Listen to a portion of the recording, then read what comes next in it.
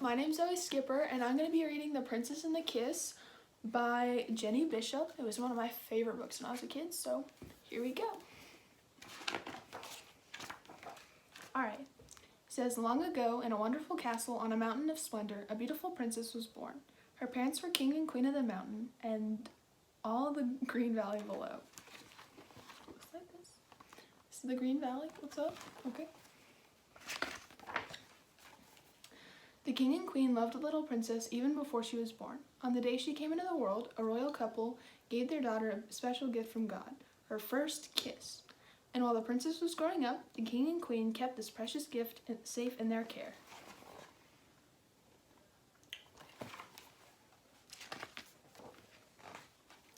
When the princess was finally grown, the king and queen called her to their side. "We have something very special to give you," said the queen. Up, up, up, the royal family went to a secret room in a tower of the castle. An elegant table in the center of the room was the same gift given to the princess long ago, the kiss. This is them going up the tower. Okay. Oh, and this is the kiss. This is the princess, and this is the cool stand thing that had it on it, so... God gave the gift to you on the day you were born, said the queen, because he loves you so dearly. And now, continued the king, the kiss is yours to keep, or to give away as you see fit. The princess stared in amazement. She had never before received such a wonderful present. But use wisdom, my daughter, warned the king, and save your kiss for the man you will marry. Never part with it for the sake of a stranger. The wise little princess took her father's words to heart and kept this kiss safe in the castle tower. But there were many days when she went to gaze at her precious possession, and she wondered how she could ever give it up.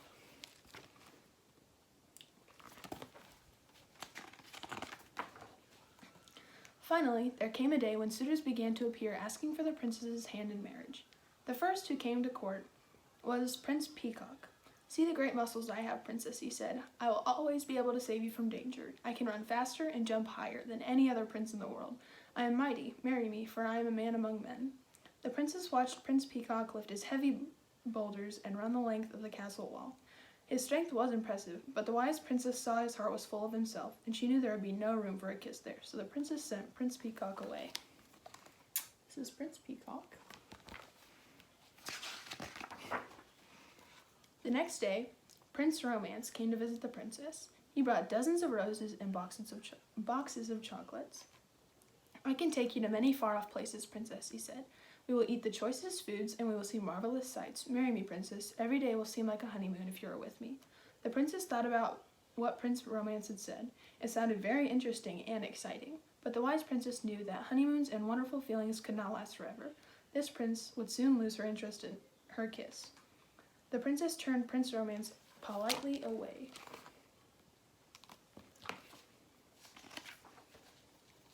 On the following morning, Prince Treasure Chest came to call.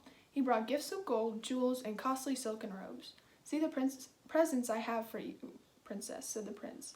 Said Prince Treasure Chest. "You will never lack the fine clothes. Marry me, princess, for I can give you the best of everything." Indeed, when the princess saw the beautiful things the prince had brought her, she did not doubt that he would buy her anything her heart desired. But with all these riches, she thought, he does not need my kiss, and my kiss will not be special to him. So the princess sent Prince Treasure Chest away.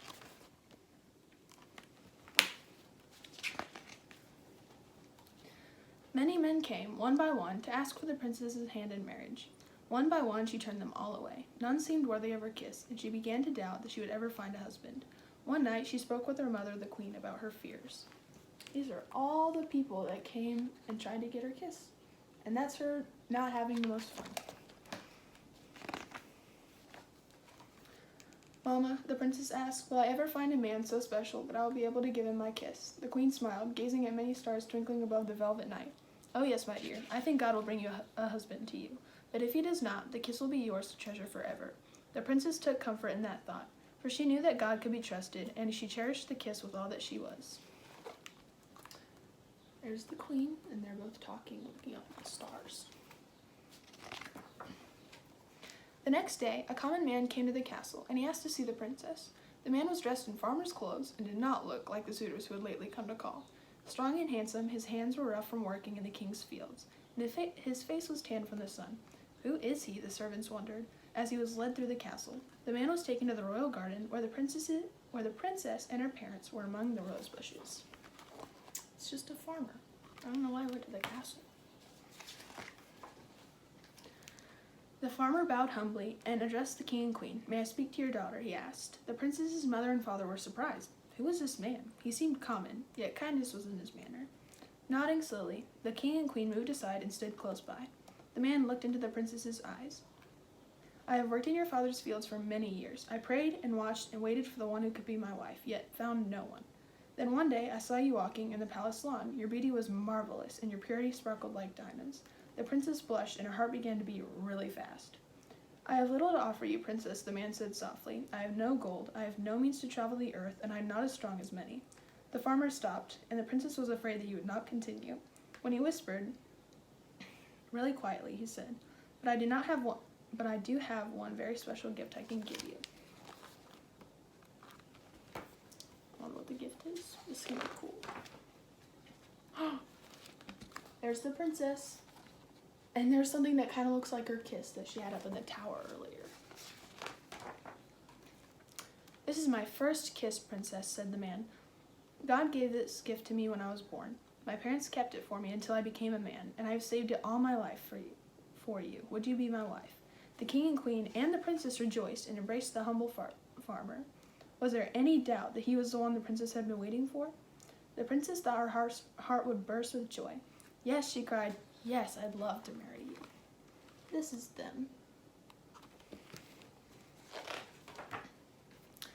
On the day of their wedding, the princess and her husband were dressed in magnificent clothes and stood before the altar of the royal church, where all the lords and ladies of the kingdom had gathered to watch the celebration. There, with the sun streaming through the windows, they exchanged their kisses, and God and all the kingdom sang for happiness. The prince and princess lived happily ever after.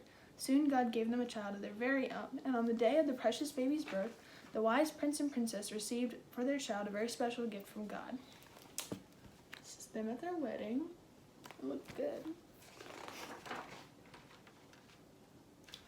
And this is their little baby's kiss that they're gonna have to give them when they're older. The end. Thank you for listening, and I hope you enjoyed it.